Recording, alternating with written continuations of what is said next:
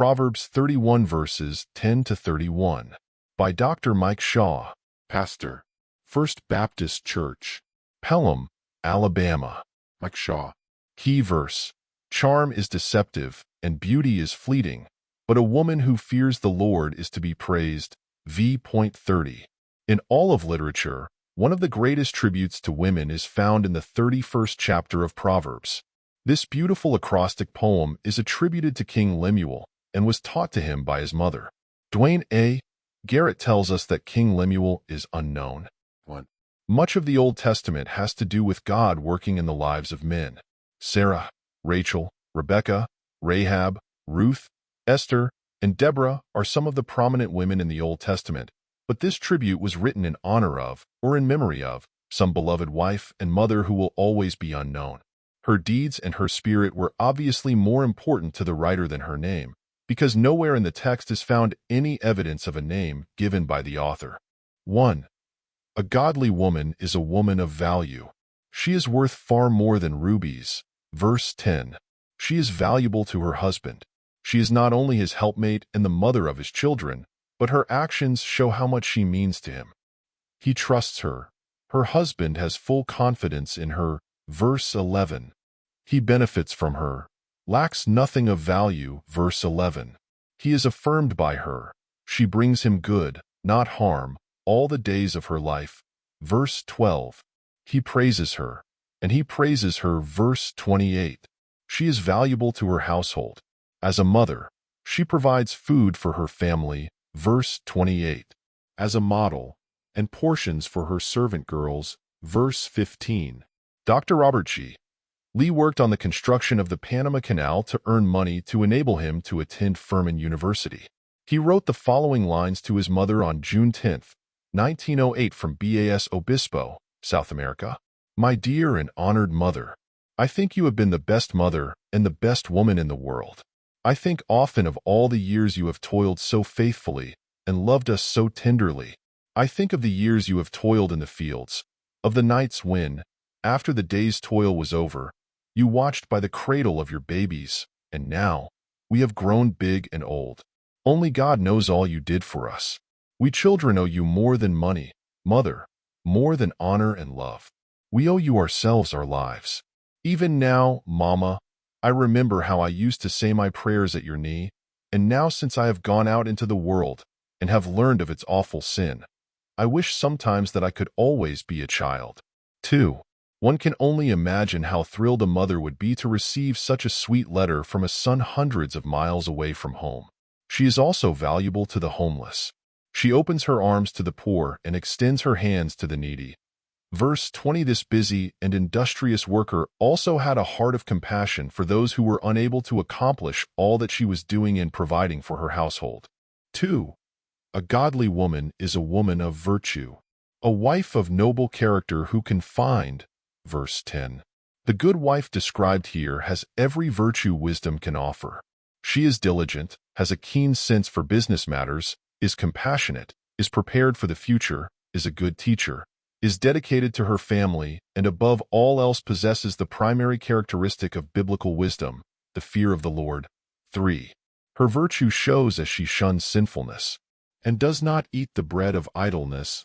Verse 27. In his famous sermon, Payday Someday, Dr. R.G. Lee reminds us to search the pages of the Bible all you will, study history all you please, and you will find one truth that stands out above some other truths. What is that truth? The truth that the spiritual life of a nation, city, town, school, church, or home never rises any higher than the spiritual life of women. When women sag morally and spiritually, men sag morally and spiritually. When women slump morally and spiritually, men slip morally and spiritually. When women take the downward road, men travel with them. When women are lame morally and spiritually, men limp morally and spiritually. The degeneracy of womanhood helps the decay of manhood. Yes, we ask again, who can so degrade a man as a woman of wicked tendencies and purposes? Is not a woman without spiritual religion and love of God in her heart like a rainbow without color, like a poisoned well from which the thirsty drink, like a heated stove whose heat is infection, like kissing lips spread with deadly poison? For her virtue shows as she speaks sweetly. She speaks with wisdom, and faithful instruction is on her tongue. Verse 26. Her virtue shows as she strives steadfastly. She gets up while it is still dark. Verse 15. She plants a vineyard. Verse 16. She sets about her work vigorously. Verse 17. She makes linen garments and sells them. Verse 24. Dr. H. Toy writes that this description, the alphabetic ode or golden ABC of the perfect wife, is notable both for what it includes and for what it omits. She is the industrious, sagacious business manager of the house, a kind-hearted mistress, the trusted friend of husband and children, honored in her own person for what she does. 3. A godly woman is a woman of vision. A woman who fears the Lord is to be praised. Verse 30. A vision of faith. A woman who fears the Lord. Dr. Lee reminds us that as evil women bring men down, so in like manner do righteous women bring men up. Let me say, incidentally, if women have mastered men for evil, they have also mastered them for good, and we gladly make declaration that some of the fairest and most fragrant flowers that grow in the garden of God and some of the sweetest and most luscious fruit that ripens in God's spiritual orchards are there because of woman's faith, woman's love, woman's prayer, woman's virtue, woman's tears, woman's devotion to Christ. 6. A vision for the future. She can laugh at the days to come. Verse 25. All that she does through her work and her diligence are to ensure that her family will not suffer in the future. Clothes, food, and shelter will be provided by her hard work, but she also realizes that there are other needs for the future in addition to material security. A vision for her family. She watches over the affairs of her household. Verse 27. Dr. R.G. Lee was preaching at Founders Week services at the Moody Bible Institute when he told this story about a mother who had a vision for her lost son. I remember down in Memphis, I preached one morning with my heart in agony. If a preacher can have a broken heart or have a soul in agony, I had it that morning. There was a boy there whom I had been wanting to win to faith in the Lord Jesus. He was there with his little mother. His mother had called me to the house one day, a cheap shack of a house, for the boy had money to buy booze, but none to put new furniture in the house, money to buy booze, but none to buy his mother a new dress. She said, "Pastor, I just must unload.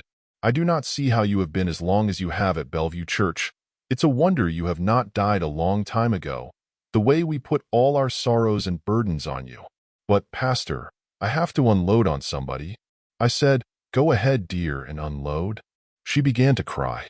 She said, "What are we going to do with my wicked boy? He comes home drunk, and he bites me."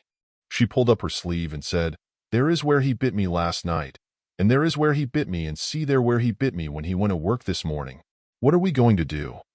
I said, "My dear, I have talked to your boy 2 or 3 times about being a Christian, and the last time I talked to him he said if I ever mentioned Jesus to him again he would beat me up. But I am going to mention Jesus to him. If he beats me, I will have to take a beating. That is no more than Jesus took for me. But right now, the only thing I know for us to do is to get down and pray God to save your wicked boy and do what I have not been able to do."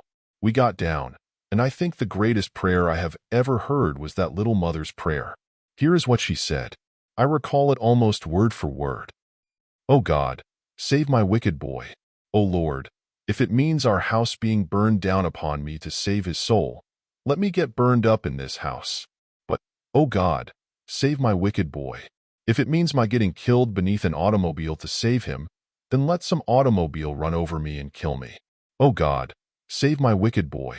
If it means my going blind to save him, then let me go blind. Oh God, save my wicked boy. If it means my being paralyzed to save his soul, then paralyze me. Oh God, save my wicked boy." The next Sunday morning that boy was in church. I preached on the cross of gold in the heart of God from all eternity. I gave the invitation, and down the aisle came this boy with his little mother behind him. He grabbed me by the hand and said, "Preacher, I have been the devil's boy long enough. I am going to be God's man from now on." And that little mother was standing there trying to get up on her tiptoe to pull him down and kiss him. She was crying, and some other folks were crying. That story reminded me of a poem that I had read many years ago, for I, too, had a praying mother. Mother's prayers have followed me. I grieved my Lord from day to day, I scorned his love so full and free. And though I wandered far away, my mother's prayers have followed me. I'm coming home, to live my wasted life anew. For mother's prayers have followed me the whole world through. By Lizzie DeArmond. May God give us churches with women of value, virtue, and vision. And may God help us to honor those who have blessed us through their loving sacrifice of time, toil, and tears.